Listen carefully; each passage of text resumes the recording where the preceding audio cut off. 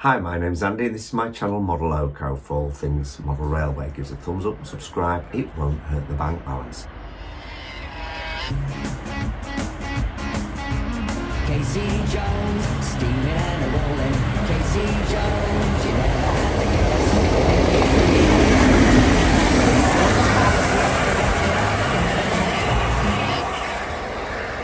Now, I did a video some time ago. I think I called it Building Joy. And this could be a follow-up to that. Wasn't that fantastic? I mean, I was just out cycling and these people were there filming. I said, what's going on? Sir Nigel Bresley's coming past. I went, what?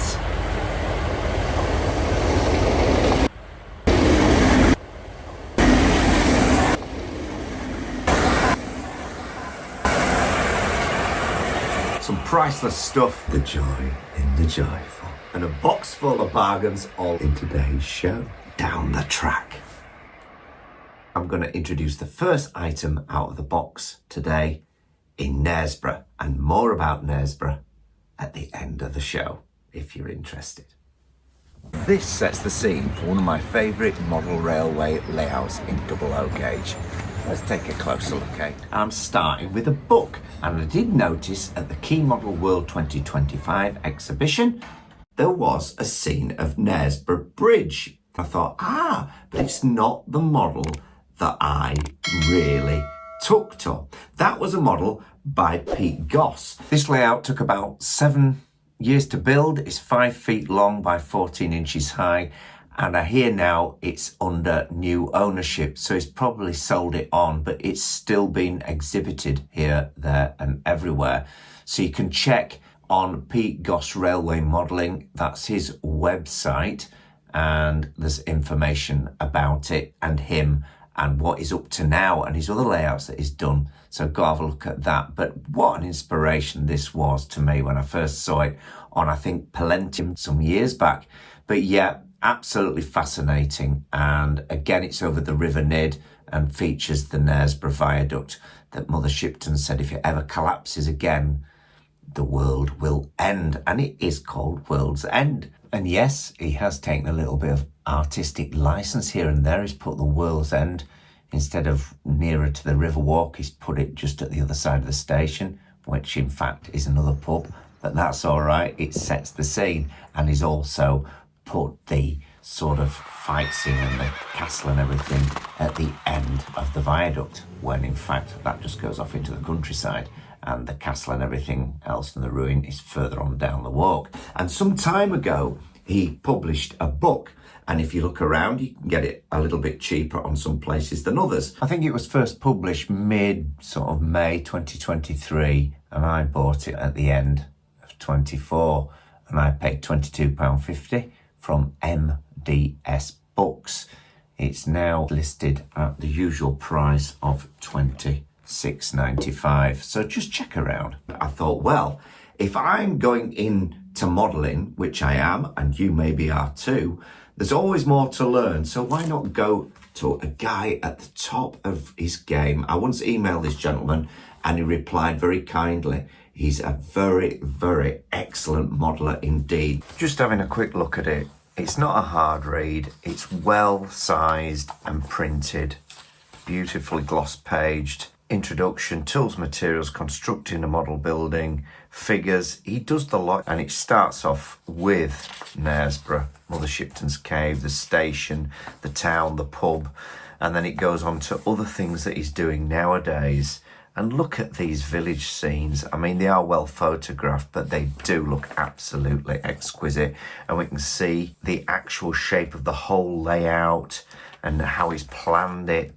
And look at the detail. You can go through this, and I'm not going to go through everything, but he really does go into it. Plastic card, cardboard, how he prints it all out, how he makes it out. Step-by-step guides. You know, you're not going to be stuck here for other things. Lighting. This is the sort of thing that I was after when I started wanting to probably have a go at scratch building myself in future. And signage and the figures and everything else. He does sell these figures as well, even for the coaching, the war figures and everything else in the teak coaches. But yeah, it's just just a marvellous modeller and just a marvellous guy. So that is Modelling Buildings by Pete Goss. I don't read a lot of books, but when it comes to manuals of things, I really do stretch myself to get into this sort of thing. I'm more of a creative, so I end up writing more than reading.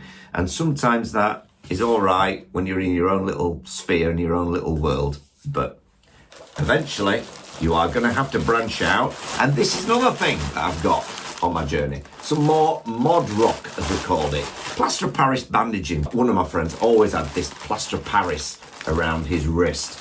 We used to all sign it and scratch himself all the time and put pens and biros up because the skin obviously starts to, you know. Anyway, that's another story. If you buy this from a modelling shop, I always found it's a lot more expensive. But if you buy it from a craft shop or maybe a school supply, it's very cost effective and it's a great way to get your hills and scenics up and running. So a pack of that's a peripheral. Now, next thing, I've got a turntable for when I'm doing reviews and things like that, but I haven't got an artist's or potter's wheel, sort of just a manual one, and it's very hard to get one made of the right plastic. Now this one is, it might look a little bit warped on camera, it depends on the lens, but it is very flat when I'm looking at it here, and it spins really well. You don't want one that's not gonna spin. So this is a great, simple, cost-effective sort of artist wheel. So if you're spraying or modeling, you can put your model on here and turn it and look, and as you're doing your airgun practices or whatever and you've got your booth around it, that's a great addition as well, like that. Hornby, next up. I've just had a half price sale on their Bluetooth decoders, and of course I think they're still up for sale at half price, which is an absolute bargain, to be honest. So get yourself some of them, and they go more into TT 120 models up to press. That may change in future, who knows. But the 21 pin, of course, has now sold out, and I thought it was gonna do when I first saw it. So I got myself 3 of those.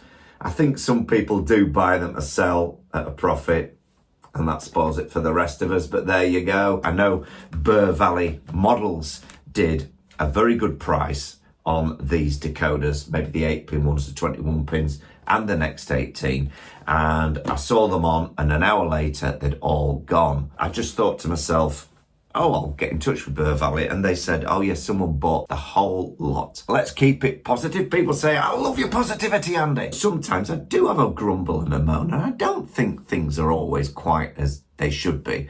But as one chap said, he said, I get enough of that on the outside world. I want to come into your world and just see the happy side. So hopefully I'll try and keep it nice and sweet. But there we go. Next thing I got was some eBay figures. And these come in very, very cost effective. They're really well packaged when they're sent. They're tracked 48 and they come painted. And I just bought a couple of drivers. I know it's Bachman now doing another Class 66. So these 2 chaps come in nicely in their high-vis jackets. These are superb and a lot better price than some others I've seen out there. But if you do want a model of yourself, I guess, or something very bespoke, then that's great. I'm not grumbling about that at all. It obviously costs more, but I'm not into 3D painted figures. I don't think they look as good. I think the technology is going to get better, and eventually they may be as good as hand painted. Now, I'm not really into hand painting figures. I may do in future. At the moment, I've too much on building 3 layouts at once to be sat painting figures and making content, helping you to help me to help others. So spread the word, share the video, and pass the good music on. Yes, I do create a little bit of music, and the reason that I do put my own music on the channel is because I was in doubt if I could use snippets to embellish the content that I put out there. So I thought, well, it's as easy to create my own, and it's in studio. This is where worlds merge. And it's not all about out there. Sometimes it's about what comes from in here. This is the most important bit, I would say. And that is very individual. So for some people, the music side might like, what's he going on about? And I understand that. I watched a video the other day and it went on for quite a long while before it got to the point and the interview that I wanted to listen to. So I do try to timestamp my videos so you can go to that bit straight away. If you don't want to listen to 20 seconds of me playing the harmonica, I'm sorry, but I enjoy it. It's not trying to come from, look at me, I'm a pop star. I think I'm a bit old to be a pop star now, don't you? Right, okay. So the next thing I've got is St. Robert's Cave. As one of my subscribers kindly pointed out some time ago, you want a good set of tweezers as well. Now, I bought some off Roads and Rails, but to be honest, they do flex. And it is very apparent when you do start modelling, you want something with a bit of strength to it, you know? If something goes wrong or you want a return, it costs more to send back in post. So that's something to bear in mind. Now, another thing, if you're buying things off the Hornby website, and they do the reward points, and they've had that sale on at the moment, so I bought those decoders, and they send out this in the box, and sometimes it might be an Aston Martin DB5, or at the moment it's the Batmobile. Save 20 quid, 19.99. You subscribe, they send you a model every month. Look into that if you're interested. If you're a Corgi collector, it's a great way of getting the models a lot cheaper than you would on the website. Now, Corgi Model Club isn't really connected to Hornby Hobbies. Hornby Hobbies have allowed them to use the Corgi name, and they're bringing back some great models. So go have a look at them, because there's some of the models on there that I really do remember as a kid and love and never had. Angled connectors, USB to Lightning for controlling the app, the HM7000, or the Wii Throttle if I'm using Digitrax. And I got a couple of these as well. Front mounting, high charge, and they do sort of lock in so you're not pulling them out all the time. And they're very cheap, but strong hold when they get in there. And I'm liking that angled. You don't want it stuck out. It seems to get in the way when you're trying to hold it. And just for comparison, that's the straight one and how far it sticks out. All good, horses for courses, but they're little things that are helping the journey on. You've seen that, I'm sure. Parkside, Lidl, that's my Hornby magnets for me, mag lights. But they're great for holding things. I've shown them before on the channel, and they come at a very cheap price indeed. So the magnetized, that's a good little item to have. It's usually used for getting into phones and things like that. It's very flexible, very soft. Now, you might not always want to use those, so what I do use as well for getting into models and things like that, Jim Dunlop picks for guitar, 0.38 millimeter. Now, they do come a little bit thicker as well, and more of a sort of plasticky feeling one. Yes, I also use the nylon artist palette sort of knives as well, but I'm using the picks more and more. The more things you have open to you to grab while you're modeling, the better. So I try and surround myself with those things. A little battery LED light, and I've got some of these as well. Look, these are LED, and they just switch on and just clip to your bench, so they're good. But these are good too, and they can put a downlight into something that might be a little bit more inaccessible, or you might not want that lead trailing. You probably can't quite see it, but right in the corner there is St Andrew's Church, and I like that in TT. And Oxford did the same in 00, but called it St Catherine's Church, so I bought one of them. And I got a couple more TT 120 vehicles, because I've got an array on there. I don't want to overdo it, but I do like the Land Rover that I got very much, and a little post office van. Love that as well. Add them to the layout as I'm going through, but that's on the TT 120 side and the 00. So I'm trying to keep it balanced for you guys. And I've got a throttle holder for the DT602. Can just simply take it out, and it's got that space at the bottom should you need to plug your wired cable in. Now, they do different ones for different throttles, so make sure you get the right one. I've got mine for my particular double throttle. I got a couple. Now, you can buy them in packs, and it makes it a lot cheaper. The cheapest place I found to buy these is it Coastal DCC or DCC Coastal, so go have a look at them. The idea with this is, once you put your throttle in the holder, yeah, you know where it is, and you always put it back there. But yeah, that's the throttle holder for the Digitrax throttles, if you want one of those. Oh, I got one of these as well, a little pikey thing for mobile phones. It came with this little gadget as well. They're really cheap on Amazon and things like that, but you probably get them on this other site that I'm going to show you as well now. We're going to start off with a spray bottle. Now, these are great. Check out Woodland Scenics for things like grass applicators and things like that, because they are excellent. And I do have one by Woodland Scenics. I'll get that out in another video. But spray bottles, you know, for your mix of PVA and fairy liquid and things like that for ballasting and what have you. And you know that it's your modelling reliable spray bottle. It's not one that's going to let you down from the old kitchen cupboard. But saying that, you can get them on this website that I found that does some really cheap stuff.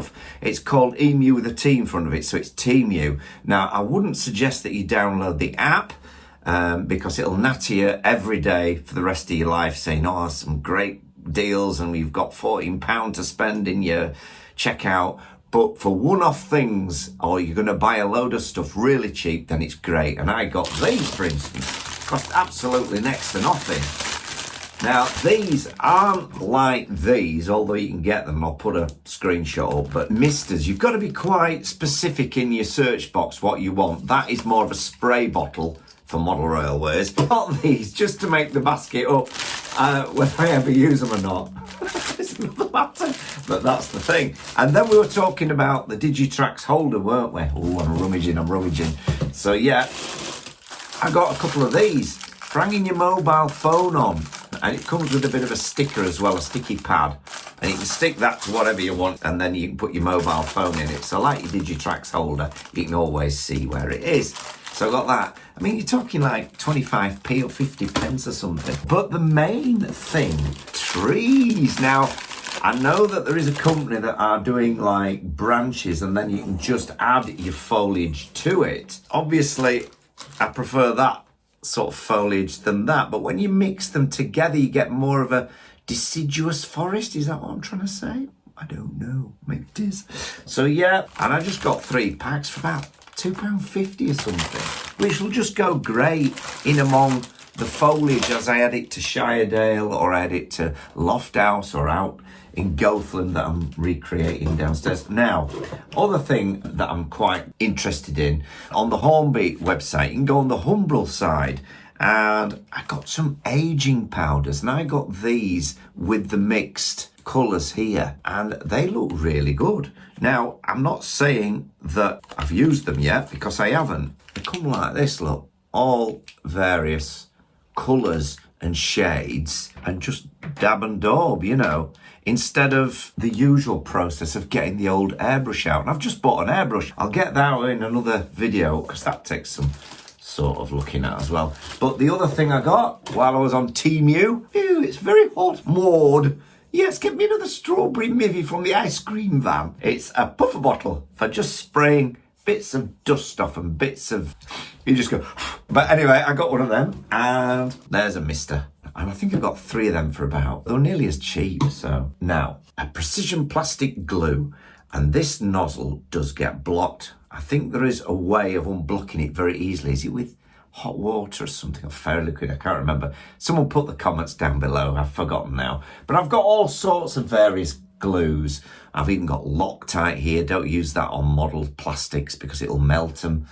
I learned that. And then I've got my boy's favourite super glue. I like that because it dries quite quick. And then you get your Loctites like this, look. And no matter what you do after a bit, you've got loads of glue left, but it's all gunged up. And I'm not a right fan of it, really. But anyway, there we go. And then we've got things like oils. Now, this comes with Foller. I must get onto my Foller stuff that I've bought in the past and show you that. And that's a great little applicator for oiling things, but you might want some spare bottles. So instead of having a great big Modeler's canopy glue bottle like this, and you take the top off, it's all yucky because you've cut too much off the top with the pliers and you only want a little bit.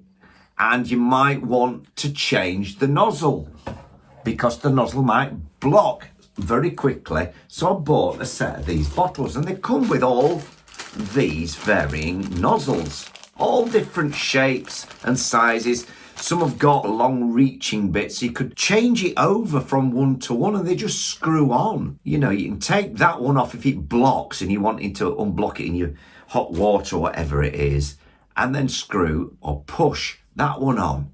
So you've got a long reach, and then you can take that one off and maybe just, instead of trying to tape it over to keep the air out, you've got some little stoppers as well that actually screw on. So it keeps what you've ever got in there intact and fluid, you know, like your paints, your umbral paints, not your clues, your glues, and your varnishes, anything else that you want, even your PVA mixed with water, it will keep safe. I've got a few of these bottles, look, and they've all got different coloured nozzle sizes, so you can see and have them all out then, go, I'll have that one, and swap and interchange and wash them all out. And they're great. And they were cheap as chips. They're nice and soft. That bit screws off as well. Yeah? So that is Temu. So go check Temu out, I would say, because I can't get any more glue out of that. So I'm literally using that now as an end cap. But what I can do is screw that one off and screw one of them on, or put that glue in one of these bottles, and then you're not messing about. And that is really hard to squeeze because it's got hard sides, where this is really malleable. You can see through it. It's very hard to see through this because of all these stickers. And yeah, there's a little thing in there that you're meant to take off and put your nozzle in there and all that. And you could peel all that off. There's all safety notes on that. But end of day, that's a lot simpler, isn't it? And there's another one that Tim at High Fellow, I always forget his name. I think everybody forgets my name. It's Andy. People just call me Modeloco now. But the shop that sells the priceless gifts are the things like love and joy and all that stuff, all that good stuff that this hobby brings. And all these little bits, or you rummage through a box and you find that model that you've always wanted. Like I'm wanting a brake coach for a four-wheeled wagon at the moment, a full luggage van. And when you find that and you get it and you think, oh, I can put some LEDs in it or whatever, your imagination sparks, you feel good, and you go start your model. So yeah, digging one more time, a little bit deeper into the box, and I'm pulling out a fish van. And this is the R60114 Blue Spot 12-ton fish van. I can get it out and have a look if you want. It don't look as though it's got sprung buffers or anything on it like that, but these little bits all add a bit of detail underneath. Yeah, it's got NEM couplings. That's nice. No sprung buffers. And this little potter's wheel comes in. Very handy. Nice and free running. Yeah, we like that one. Bingo. And when you're buying or making a basket up, or if there's a bit of a sale on, then things like this as well go in great, don't they? Just to make that basket up to get free delivery or take advantage of that sale item that if you bought on its own, you wouldn't get the free posting on. So this is the R60102 BR Twin Vent Van, and it's got a number on it as well.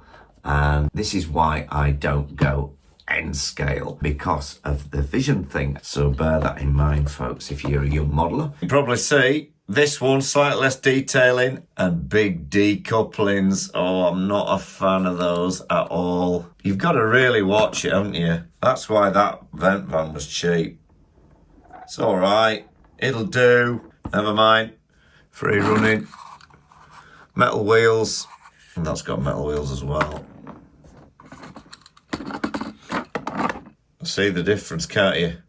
Big D and little D. We'll go around together. There we are. Anyway, that's my odds and sods video for today. And there was another one before this. I think it was called Building Joy, so go have a look at that if you're interested. Give us a thumbs up and subscribe below. Leave a comment. It won't harm the bank balance. Until the next one, happy modelling. And as promised from the outset, pictures and video content of Knaresborough as I took them on my 4 days there, and I hope they inspire you as well. Oh yeah!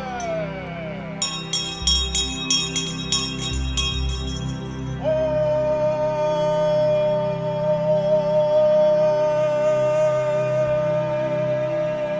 yeah!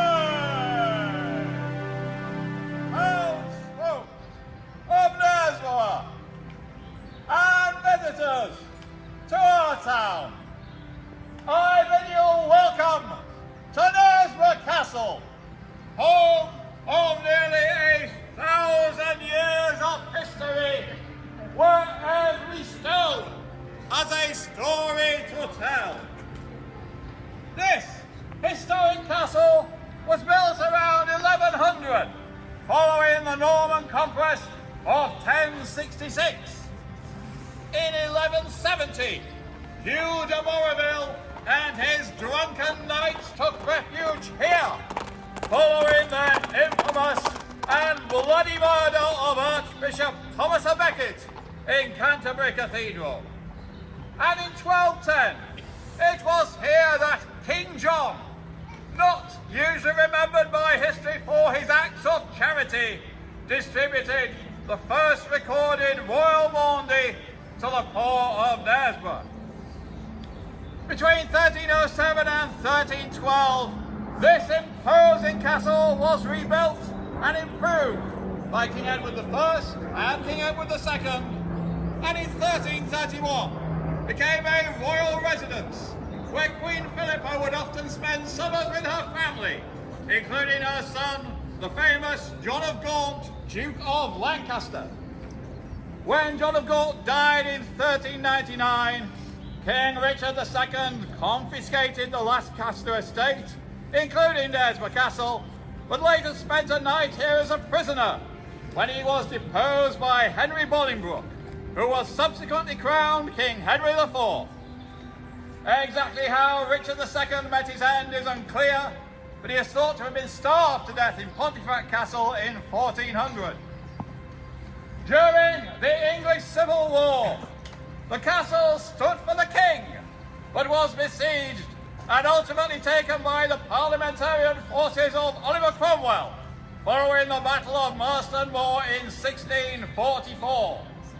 Although the castle was not destroyed in the siege, orders were given to dismantle all royalist castles, hence the ruins you see today. Much of the original castle stone can still be found in other buildings around the town. From the castle, you can enjoy breathtaking views over the Nig Gorge, including the Queen's Church, the ancient parish church of St. John the Baptist. St. John's is currently closed for restoration work, but it will be open again by Easter. And if you get the opportunity on a future date to pop in, it is a beautiful and historic building which is not to be missed.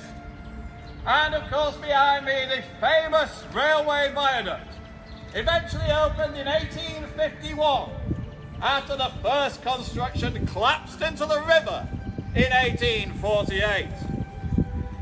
To learn more about the fascinating history of the castle and our town, don't forget to visit the Castle Courthouse Museum and of course the Castle Keep and our new Heritage Centre on the High Street, which has a fascinating new exhibition. Enjoy your visit to the castle and to Knaresborough, home of colourful characters such as Saint Robert, Mother Shipton, Blind Jack, and of course, a splendid town crier. God save the King!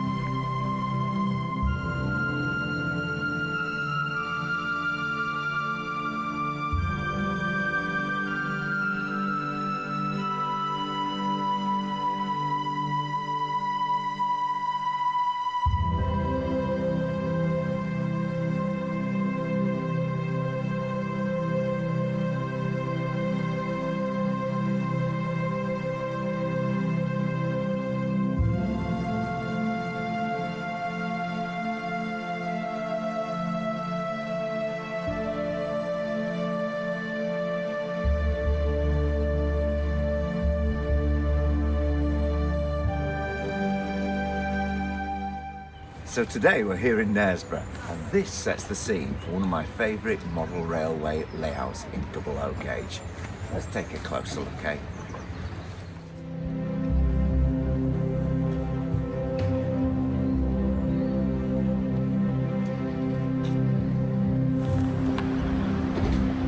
Rock climbing is prohibited. A long walk to Mother Shipton's cave on the riverside.